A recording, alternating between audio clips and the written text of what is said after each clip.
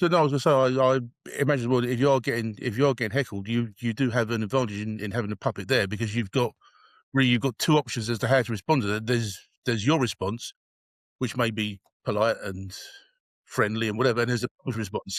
So you can make a judgment about which response you think might work best in a situation, which may give you an advantage over a stand-up comedian in that regard. Yes. Yeah. It's whether you're gonna get punched in the car park or not, in it, really. And I've thankfully, I've got away with using the puppet in that instance, because I've been heckled, or you just have some drunks, and you get kids shouting back. I do Butlins and holiday parks and sometimes cruise ships with kids in the audience, and I've actually used a child that was, it happened a couple of months ago, but it was really funny. And the mum came up to me. I know she Instagrammed me that night, and she said, "I'm so sorry for my boy. He was just heckling me throughout the show, but I got a lot of comedy out of it." And she apologized. I said, "Listen, your boy was the star of the show tonight. He gave me a lot of comedy gold." And the audience were laughing so much at what I was saying and what was happening, that they weren't actually, that was nothing to do with my act. Yeah, so they were they were actually laughing so much at my ad libs, because this kid was so much. Sometimes is it good to leave it and just let it go, because the kid might shut up, and sometimes I do that, but it was too much to ignore it. And I think on this instance, it was a young boy who was about 4.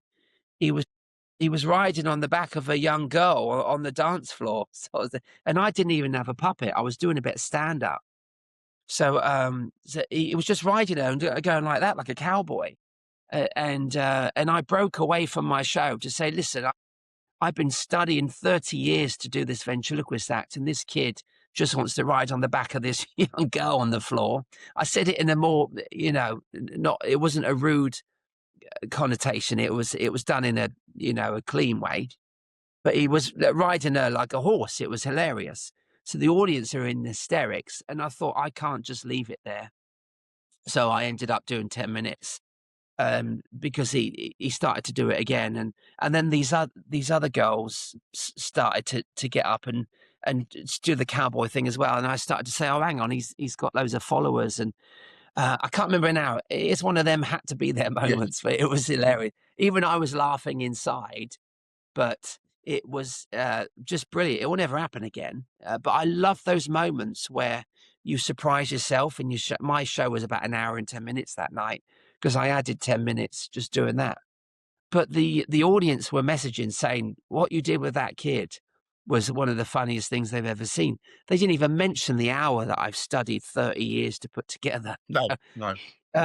But I think that's the beauty of comedy. When it's out of your hands, I think it's a really wonderful thing where you could create something when you're in the moment as well.